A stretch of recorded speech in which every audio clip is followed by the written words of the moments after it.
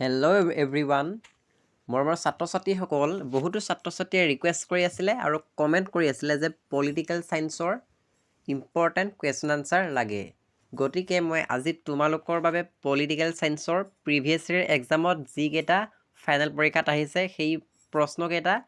সমাধান কৰি দিম গতিকে ভিডিঅ'টো মষ্ট ইম্পৰ্টেণ্ট হ'ব স্কিপ নকৰাকৈ আৰম্ভণিৰ পৰা শেষৰলৈকে চাই যাবা যদিহে ভিডিঅ'টো স্কিপ কৰা তেনেহ'লে তোমালোকে পৰীক্ষাত কমন নাপাবা আৰু পৰীক্ষা আহি দি কমেণ্ট কৰি লাভ নাই গতিকে ভিডিঅ'টো স্কিপ নকৰাকৈ ভালদৰে চাই যোৱা ভিডিঅ'টো সম্পূৰ্ণকৈ চালেহে তোমালোকৰ পৰীক্ষাত কমন পৰিব গতিকে ভিডিঅ'টো ভালদৰে চাই যাবা প্ৰথম প্ৰশ্নটো হ'ল NIEOৰ সম্পূৰ্ণ ৰূপটো লিখা এনেকুৱা ফুল নাম লিখা তোমালোকৰ পৰীক্ষাত দুটা বা তিনিটা আহে কেতিয়াবা দুটা আহে গতিকে এনেকুৱা ফুল ফৰ্মবোৰ বহুত আছে মই প্ৰত্যেকটো ভিডিঅ'তে ফুল ফৰ্মবোৰ দি যাম গতিকে চাই যাবা আৰু মনত ৰাখিবা লগতে নোট ডাউন কৰি ল'বা ইয়াৰ উত্তৰটো হ'ব NIEOৰ সম্পূৰ্ণ ৰূপটো হ'ব new international economic order very important question এইটো মনত ৰাখি ল'বা এক মেৰু বিশিষ্ট বিশ্ব বুলিলে কি বুজা এইটো ইম্পৰ্টেণ্ট হয় তোমালোকে উত্তৰটো চোৱা এক মেৰু বিশিষ্ট বিশ্ব বুলিলে আমেৰিকা যুক্তৰাষ্ট্ৰকে একমাত্ৰ বৃহৎ শক্তি হিচাপে নিজৰ আধিপত্য বিস্তাৰ কৰাকে বুজায় চি নম্বৰ কুৱেশ্যনটো ইম্পৰ্টেণ্ট হয় তোমালোকৰ পৰীক্ষাত এনেকুৱা এটা প্ৰশ্ন আহিব এইটোৱে আহিব বুলি মই নকওঁ কিন্তু এনেকুৱা এটা প্ৰশ্ন আহিব হয় নে নহয় লিখা এনেকুৱা এটা প্ৰশ্ন খালী ঠাইত দি দিয়ে গতিকে এইটো প্ৰশ্ন চোৱা ৰিঅ' সন্মিলন কাৰ্যসূচী 21 নামৰ এক উন্নয়নমূলক কৰ্মসূচী অনুমোদন জনাইছিল হয় নে নহয় লিখিব দিছে ইয়াৰ কাৰেক্ট আনচাৰটো হ'ব হয় এইটো ভেৰি ইম্পৰ্টেণ্ট চাই ল'বা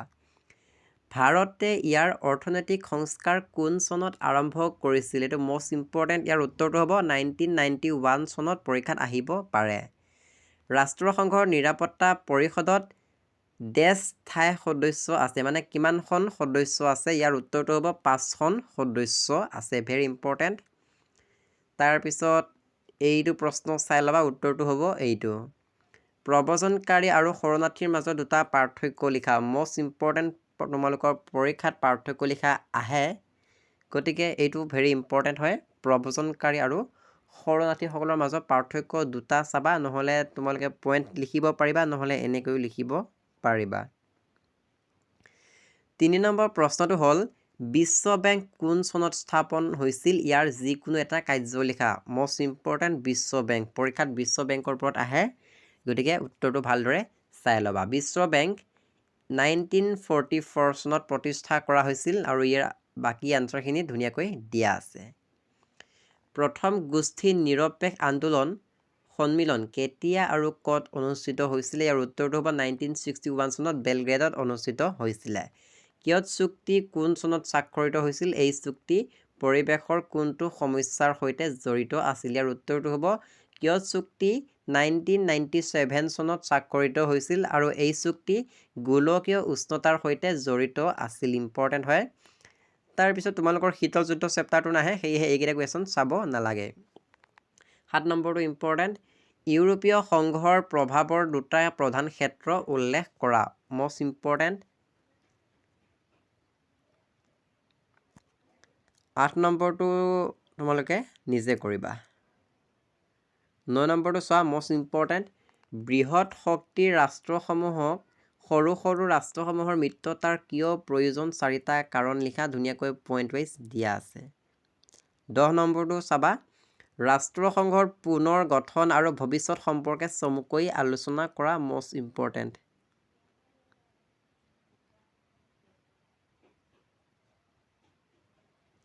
11 নম্বৰ প্ৰশ্নটো চাবা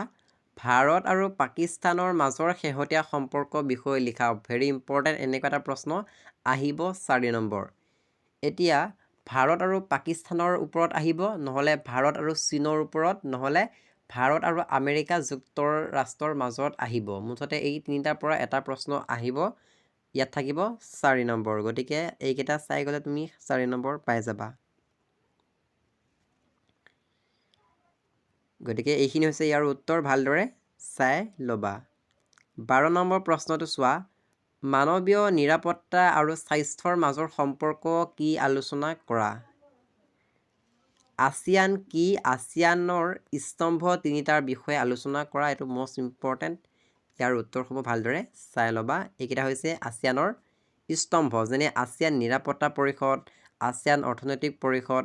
ASEAN সামাজিক পৰিষদ মষ্ট ইম্পৰ্টেণ্ট এইটো চাই ল'বা অথবা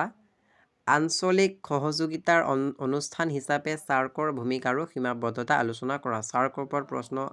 আহে গতিকে ভালদৰে চাই ল'বা কনচেপ্ট বুজি ল'বা সোভিয়েট ইউনিয়ন কিয় ভংগ হৈছিলে বিশদভাৱে আলোচনা কৰা এতিয়া সোভিয়েট সংঘৰ ওপৰত তোমালোকৰ পৰীক্ষাত প্ৰশ্ন আহিবই যেনে সোভিয়েট সংঘৰ দুটা কাৰণ লিখা বুলি আহিব পাৰে গঠন হোৱা দুটা কাৰণ লিখা বা সোভিয়েট ইউনিয়ন কেনেকৈ ভংগ হৈছিলে ভংগৰ ওপৰত লিখিব লাগিব ভংগটোক পৰিণতি বুলি কয় পৰিণতি নামেৰেও জনা যায় অৰ্থাৎ ভাঙোন ইয়াৰ আনসাৰটো ধুনীয়াকৈ দিয়া আছে তোমালোকে চাই লোৱা পইণ্ট ৱাইজ লিখিব লাগিব 5টা পইণ্ট লিখিবা ইয়াত 10টামান পইণ্ট লিখা হৈছে তাৰপিছত তোমালোকে চাব লাগিব 14 নম্বৰ প্ৰশ্নটো এইটো ধুনীয়াকৈ চাই ল'বা উত্তৰটো দিয়া আছে তাৰপিছত তোমালোকে চাব লাগিব তোমালোকৰ শাখাৰ ৰাজনীতিৰ পৰা চাব লাগিব যেনে খালী ঠাই পূৰ কৰা এইটো প্ৰশ্ন চাবা পঞ্চশীল নীতি ভাৰতৰ প্ৰধানমন্ত্ৰী দেশ আৰু চীন মুৰব্বী এনেকৈ খালী ঠাইটো দিয়া আছে উত্তৰটো হ'ব জৱাহৰলাল নেহেৰু মষ্ট ইম্পৰ্টেণ্ট কোন চনৰ পৰা কেন্দ্ৰত মৰ্চা চৰকাৰ যুগ আৰম্ভ হৈছিলে উত্তৰটো ধুনীয়াকৈ দিয়া আছে চাই ল'বা কোনখন ৰাজ্যত নৱনিৰ্মাণ আন্দোলনৰ সংঘটিত হৈছিল উত্তৰটো হ'ব গুজৰাট মষ্ট ইম্পৰ্টেণ্ট এইটো খালী ঠাই তোমালোকে চাবা উত্তৰটো হ'ব ৰাজ্যিক বিধান মণ্ডল ভাৰতৰ নতুন অৰ্থনৈতিক নীতিৰ এটা বৈশিষ্ট্য লিখা মষ্ট ইম্পৰ্টেণ্ট এইটো প্ৰশ্ন আহিব পাৰে ইয়াৰ উত্তৰটো ধুনীয়াকৈ দিয়া আছে চাই ল'বা বৰ্তমান সময়ত ভাৰতবৰ্ষত পৰিকল্পনা আয়োগৰ সলনি কোনটো প্ৰতিষ্ঠান গঢ়ি তোলা হৈছে উত্তৰটো হ'ব নীতি আয়োগ আৰু নীতি আয়োগ কেতিয়া গঠন হৈছিলে নীতি আয়োগ 2015 চনৰ 1 জানুৱাৰী তাৰিখে গঠন হৈছিলে আৰু এই নীতি আয়োগৰ অধ্যক্ষ আছিলে প্ৰধানমন্ত্ৰী পৰীক্ষাত কেতিয়াবা আহে যে নীতি আয়োগ কেতিয়া গঠন হৈছিলে ইয়াৰ অধ্যক্ষ কোন আছিলে নীতি আয়োগৰ গঠন হৈছিলে 2015 চনৰ 1 জানুৱাৰী তাৰিখে আৰু এই নীতি আয়োগৰ অধ্যক্ষ আছিলে প্ৰধানমন্ত্ৰী অৰ্থাৎ প্ৰধানমন্ত্ৰী তোমালোকে কোন জানাই গতিকে নীতি আয়োগৰ অধ্যক্ষ কোন বুলি লিখিলে আমি লিখিব লাগিব ডাইৰেক্ট আনসাৰটো লিখিব লাগিব প্ৰধানমন্ত্ৰী বুলি লিখিব লাগিব প্ৰধানমন্ত্ৰীজনৰ নামটো লিখি দিব নালাগে আকৌ তাৰপিছত তোমালোকে চাব লাগিব নীতিৰ ফুল ফৰ্মটো কি নেশ্যনেল ইনষ্টিটিউটছ ট্ৰেন্সফৰ্মিং ইণ্ডিয়া এইটো তোমালোকে জানিব লাগে নৰ্মদা বচাও আন্দোলন কি এই আন্দোলনৰ নেতৃত্ব কোনে বহন কৰিছিল এইটো মেধা পাটেকাৰ আছিলে মষ্ট ইম্পৰ্টেণ্ট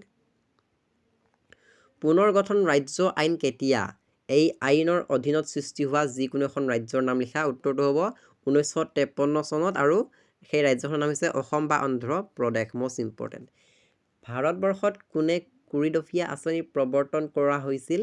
বা কেতিয়া কৰা হৈছিল কিহৰ কাৰণে এইবোৰ চাই ল'বা ভাৰতৰ সাম্প্ৰদায়িকতাবাদৰ উদ্ভৱৰ দুটা কাৰণ লিখা এইটো মষ্ট ইম্পৰ্টেণ্ট উত্তৰটো ধুনীয়াকৈ দিয়া আছে আৰ্থ সামাজিক কাৰণ ব্ৰিটিছৰ বিভাজন নীতি এইটো আনসাৰটো কাৰেক্ট কৰি ল'বা মষ্ট ইম্পৰ্টেণ্ট ভাৰতীয় ৰাজনীতিত আঞ্চলিক ৰাজনৈতিক দলসমূহৰ গুৰুত্ব বৃদ্ধিৰ দুটা কাৰণ লিখা চাই ল'বা এইটো চাই যাবা ভাৰতৰ নিৰ্বাচনী আয়োগ কেতিয়া গঠন কৰা হৈছিল এইটো মষ্ট ইম্পৰ্টেণ্ট ভাৰতৰ প্ৰথম গৰাকী মুখ্য নিৰ্বাচনী আয়ুক্ত কোন আছিলে এইটো চাবা 2 নম্বৰ পাই যাবা ভাৰতৰ নিৰ্বাচনী আয়োগ গঠন কৰা হৈছিলে 1950 চনত আৰু এই আয়োগৰ মুখ্য নিৰ্বাচনী আছিলে সুকুমাৰ সেন মষ্ট ইম্পৰ্টেণ্ট ভাৰতত সেউজ বিপ্লৱৰ ফলাফলসমূহ চমুকৈ লিখা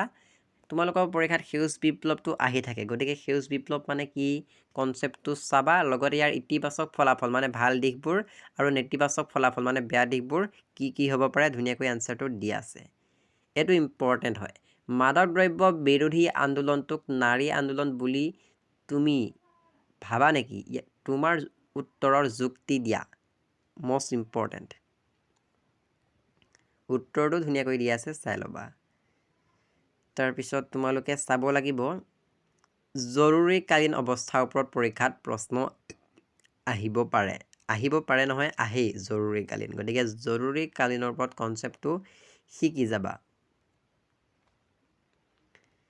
ভাৰতৰ যিকোনো 4টা আঞ্চলিক ৰাজনৈতিক দলৰ নাম উল্লেখ কৰা, যেনে অসম গণ পৰিষদ, আকালী দল, এনেকৈ দলসমূহৰ নাম দিয়া আছে। তোমালোকৰ পৰীক্ষাত কেতিয়াবা আহি যায় যে দলৰ নাম লিখা 2টা, গতিকে 2টা লিখিলে 2 নম্বৰ পাই যাবা। গতিকে চাই থোৱাত কিহৰ আপত্তি, চাই ল'বা। বিশ্বায়নৰ যুগত পৰিকল্পনা কিমান দূৰ প্ৰাসংগিক আলোচনা কৰা। প্ৰশ্নবোৰ বনাই দিব তোমালোকৰ পৰীক্ষাত আৰু আনচাৰবোৰ একেই হ'ব। তুমি যদি ইয়াৰ আনচাৰটো নাজানা তেনেহ'লে বিশ্বায়নৰ কনচেপ্টটো যদি তুমি জানা লিখি দিলে তুমি নম্বৰ পাই যাবা। সেয়েহে এডুকেশ্যনৰ পৰীক্ষাটো বনাই দিয়ে আৰু পলিটিকেল চায়েন্সৰ পৰীক্ষাটো বনাই দিয়ে। মুঠতে সকলো পৰীক্ষাতে প্ৰশ্ন বনাই দিব। ভাৰতৰ স্বাধীনতাৰ আৰম্ভণিতে পৰিকল্পিত বিকাশৰ সৈতে উদ্ভৱ হোৱা বিতৰ্কসমূহ আলোচনা কৰা। মষ্ট ইম্পৰ্টেণ্ট এইটো ফাইনেল পৰীক্ষাৰ বাবে, এইটো ধুনীয়াকৈ চাই ল'বা।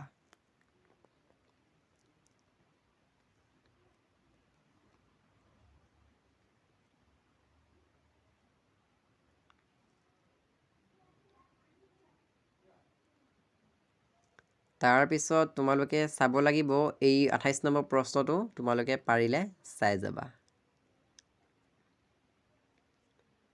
এইকেইটা হৈছে ইয়াৰ উত্তৰ, ধুনীয়াকৈ পইণ্ট ৱাইজ দিয়া আছে, তোমালোকে ৰিভিজন কৰি ল'বা। তাৰপিছৰ প্ৰশ্নটো হ'ল কাশ্মীৰ সমস্যা সম্পৰ্কে বিশদভাৱে আলোচনা কৰা। মষ্ট ইম্পৰ্টেণ্ট কাশ্মীৰ সমস্যা, এইটোত বহুবাৰ আহিছে টেষ্ট পৰীক্ষাত, লগতে ফাইনেল পৰীক্ষাটো বহুত আহিছে। গতিকে এই প্ৰশ্নটো তুমি চোৱাটো প্ৰয়োজন। গতিকে এইখিনি আছিলে আজি দিবলগীয়া ভেৰি ইম্পৰ্টেণ্ট কুৱেশ্যন আনচাৰ। তোমালোকৰ ফাইনেল পৰীক্ষাত পলিটিকেল চায়েন্সৰ এনেকুৱা প্ৰশ্ন আহিব। এতিয়া যেনেকুৱা প্ৰশ্ন দেখালোঁ তোমালোকক এনেকুৱা প্ৰশ্নই আহিব। ছেম পেটাৰ্ণ কুৱেশ্যন তুমি পঢ়ি যাব লাগিব। প্ৰিভিয়াছ ইয়েৰ এক্সামত যিকেইটা আহিছে সেইকেইটা তুমি ৰিভিজন কৰি যাবা, তাৰ পৰাই কমন পৰিব। যিহেতু 21 ফেব্ৰুৱাৰী তাৰিখে তোমালোকৰ পলিটিকেল চায়েন্সৰ পৰীক্ষা আছে আৰু বহুতে ৰিকুৱেষ্ট কৰি থকাৰ কাৰণে মই আজি 2022 বৰ্ষত HS ফাইনেল পৰীক্ষাত অহা কুৱেশ্যন পেপাৰ সম্পূৰ্ণ সমাধান কৰি দিলোঁ। গতিকে এনেধৰণৰ যদি আৰু বেলেগ চেপ্টাৰৰ কুৱেশ্যন আনচাৰ লাগে অথবা ফাইনেল পৰীক্ষাত অহা যদি প্ৰশ্নসমূহ লাগে তেন্তে কমেণ্ট কৰি জনোৱা, তেতিয়া মই তোমালোকৰ বাবে ভিডিঅ' প্ৰস্তুত কৰিম। যদি তুমি এতিয়ালৈকে চেনেলটো ছাবস্ক্ৰাইব কৰা নাই, এনেধৰণৰ ইম্পৰ্টেণ্ট কুৱেশ্যন আনচাৰ পাবলৈ চেনেলটো ছাবস্ক্ৰাইব কৰি ল'বা আৰু নটিফিকেশ্যন অল কৰি ল'বা, যাতে মই ভিডিঅ' আপলোড কৰাৰ লগে লগে তুমি সকলোতকৈ আগত চাব পাৰা। আৰু ভিডিঅ'টো তুমি এতিয়া লাইক কৰি দিয়া নাই, গতিকে ভিডিঅ'টো লাইক এটা কৰি দিবা আৰু তোমাৰ বন্ধু বান্ধৱীলৈ ভিডিঅ'টো শ্বেয়াৰ কৰি দিবা। তেনেহ'লে আজিৰ ভিডিঅ'টো ইমানতে সামৰণি মাৰিলোঁ আৰু কমেণ্ট কৰিবলৈ নাপাহৰিবা। তোমালোকে ভিডিঅ'বোৰ যদি ৰেগুলাৰ চাই যোৱা তেন্তে পৰীক্ষাত নিশ্চয় কমন পাবা, আৰু যদি ভিডিঅ'বোৰ প্ৰথম চাইছা তেন্তে পৰীক্ষাত কমন হয়তো নাপাব পাবা, কিন্তু কমকৈ কমন পাবা। আৰু ভিডিঅ' যিসকলে ৰেগুলাৰ চায় সেইসকলৰ পৰীক্ষা নিশ্চয় ভাল হ'ব। অ'কে, গতিকে ভিডিঅ'সমূহ ৰেগুলাৰ ৱাটচ কৰিবা সম্পূৰ্ণ। যিহেতু পৰীক্ষা আৰু তোমালোকৰ বেছি নাই, প্ৰায় এতিয়ালৈকে তোমালোকৰ 3টামান পৰীক্ষা সমাপ্ত হৈ গৈছে। গতিকে আৰু কেইটানো আছে পৰীক্ষা, আৰু 3টা বা 4টা পৰীক্ষা আছে। গতিকে এই 3টা-4টা পৰীক্ষাৰ কাৰণে তোমালোকে এইকেইদিন ভালদৰে ৰিভিজন কৰা আৰু ভিডিঅ'সমূহ ভালদৰে ৱাটচ কৰা। অ'কে, চ' চেনেলটো ছাবস্ক্ৰাইব কৰিবলৈ নাপাহৰিবা। গতিকে ভিডিঅ'টো চোৱাৰ বাবে বহুত বহুত ধন্যবাদ। কমেণ্ট কৰি জনাবা।